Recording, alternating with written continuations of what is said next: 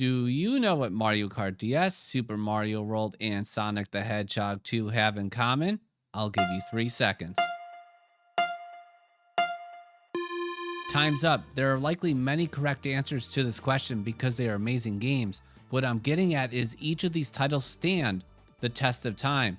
They offer amazing experiences to play to this day, even though they launched decades ago. Each of these games shaped their respective genres for generations and continue to be looked at as iconic titles in gaming history. And I find it astonishing that a Mario Kart game that came out for a handheld system has been the building block to the powerhouse Mario Kart franchise for now the past 18 years. I just completed a playthrough of this game and was so impressed by what was packed into a tiny cartridge. Mario Kart DS has more single-player content than any other Mario Kart game to date. It has everything you expect to see: Grand Prix, Versus, Time Trial, Battle, and a Mission Mode, which is super cool, and I'll delve into that later. 13 characters are playable, featuring many faces you would expect to see: Mario, Luigi, my guy Yoshi, Wario, Peach, R.O.B. Wait, I said Rob, and yup, R.O.B, which is short for Roberto, I made that up, is a playable character in Mario Kart DS and takes kind of forever to unlock. Good thing he's the best character in Mario Kart history. And I just made up that statement too. He sucks and is like impossible to drift with. But look at these cool kart options available to him. Speaking of kart options, oh boy, does this game have some doozies. A tractor, this four-wheel weird looking thing, a mushroom, a vacuum, an excavator, a rhino, watch where you point that horn, and oh yeah, a freaking dry bones. Yup, poor dry bones has been smelted into a drivable kart.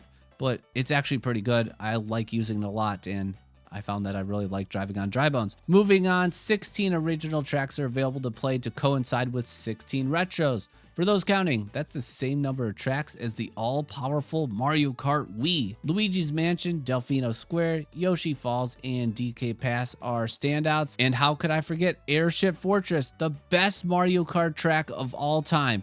Don't believe me? Just watch this. This music slaps.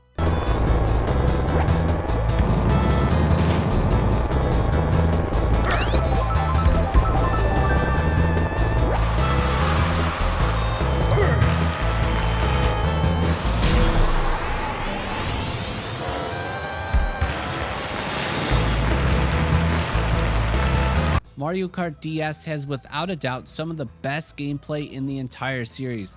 The controls feel so good, especially compared to the previous Mario Kart games that released at this time. You don't slip and slide like you're in ice, which I absolutely hated with the old Mario Kart games. Drifting is an A++ in Mario Kart DS. I love it. I absolutely love it. You could build up your mini turbo, but there is a risk of doing so. If you don't build it up in time for a turn, it will really slow you down. The constant thought of should I drift or should I not keeps you on your toes. Zinging around Yoshi's circuit feels good, like really good. You know what also feels good? Bashing your opponents with Big Bad Bowser. Heavy characters just wreck you, making weight an absolute asset to have. Sometimes you just want to drive into people and ruin the race. Who cares if you win or not? I like that too. The items are super balanced except for your occasional blue shell at the end of a race, but hey, that happens to me all the time today, so I'm used to it. Blue shells absolutely decimate you in this game. While getting blown up, you also lose your in-hand item. And there's no sound horn to avoid this either. I have read and watched videos that there are insane ways to dodge blue shells by using mini turbo at a precise moment and hopping. As you can see, I'm not a master at this. I just get hit by the blue shell. I take one for the team. But could you imagine if you could dodge blue shells like this in Mario Kart 8 Deluxe? People would be dodging blue shells left and right with how competitive that game is, and then I'd be forced to learn how to do it, which would probably take me hours on end to master it. The bloopers are actually effective because they cover like your whole screen to make it like you're driving your car without your glasses at night, and stars are powerful, like really good. If you like being invincible, gaining a bunch of speed, then you will love this item in Mario Kart DS. Stars are nerfed in Mario Kart 8 Deluxe, which makes me sad. Let me talk about the boo animation. Nintendo, why did you remove this? And why did you remove the chance of receiving absolutely nothing from such a cherished item? F Father Boo. In Mario Kart, stats matter, and oh golly gee do they ever in Mario Kart DS. We have speed, acceleration, handling, and weight. I'm sure we all know what those do. Self-explanatory. But what about this drift stat? Well, drifting determines how hard a kart turns during a slide. All in all, the higher your drift stat, the tighter turns you can take. Our friend Roberto in the ATST has the lowest drift stat, so he can't drift if his life depended on it.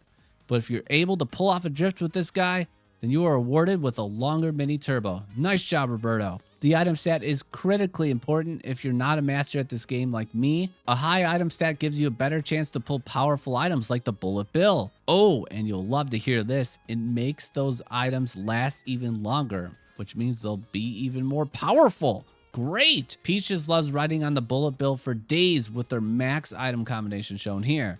Seriously, can Nintendo bring this back in Mario Kart 9? I just want to use trash combinations like this one and win races by repeatedly pulling stars and bullet bills. Jokes aside, of the playable combinations, I initially preferred lighter setups that have high acceleration and drifting, but after a while, I started to prefer a little more speed to complement good drifting. The beauty of Mario Kart DS is it suits multiple playstyles similar to the Mario Kart titles you see today. I was competitive when I first started playing this game and thought I was pretty good, but over time I learned some of the driving nuances and now I'm even faster. Mario Kart DS can be considered one of the most balanced gameplay experiences in the series. And you know what? The computer is difficult to beat, but not too difficult. It was refreshing to see some old school rubber banding that would cause the computer to slow down for you in the last lap that led to epic finishes. I love having a rival each cup that you know was going to be in first. And now you know where targeting players in Mario Kart comes from. Always take down your rival. One cool thing about playing on the DS is you have two screens, and Nintendo took full advantage of that to provide you more in-race information than any Mario Kart game available on a console. The extra screen shows you exactly where nearby competitors are on the track. I personally love this instead of repeatedly looking back in modern games that gives me a headache and makes me seem like some paranoid driver. I like keeping my eyes on the road ahead of me at all times, like a safe, good driver. The screen also allows you to see the items each character has in their hands, which is so invaluable. If you see a blue shell in the hand, it's wise to slow down and let someone pass you if you're in first. Mario Kart DS has a battle mode, which I'm not going to cover because I have something way cooler and awesome to tell you about. That awesome shiny thing exclusive to Mario Kart DS is Mission Mode. And I love Mission Mode, which has you completing certain tasks before a Mario Kart boss fight. These include collecting coins, driving through gates, or squaring off one-on-one against a computer. Some missions can be very difficult and so frustrating that you might want to throw your controller across the room. But I'll say that Mission Mode is the most fun I've ever had playing by myself in Mario Kart. And I say that because the boss battles are stupid wild. 7 bosses in total lead to some epic fights. The champions we face off against are Big Bully, I-Rock, Goomboss, Chief Chili, King Babam, King Boo, and finally, the Wiggler. These bosses cheat and do not fight by the rules, which is ridiculous, and I love it. For example, in your fight against the Goomboss, you have to beat him at a race at Baby Park.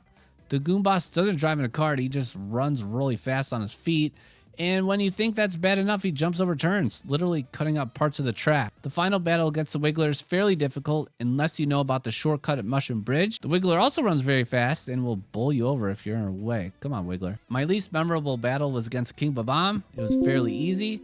And my first ever boss battle was against Big Bully, and I had no idea what to expect. After a while, I learned that you had to use mushrooms to knock him off the map.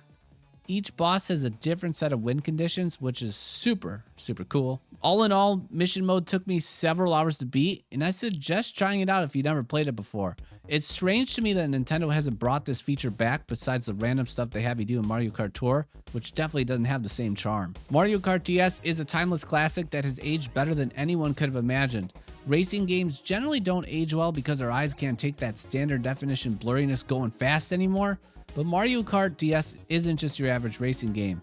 It's elite in almost every way and will not be forgotten by Mario Kart players in the generations to come. As a token of my appreciation for you making it to the end of this video, here's my battle with the great Chief Chili. I'll never forget it. World 6 boss Chief Chili. I don't know what Chief Chili does. We got Luigi here. I think I need to mushroom him off. Just like the bomb we did. Oh my gosh! That gets me every time. Okay, let's see. Where is he at? Yes, it's like the...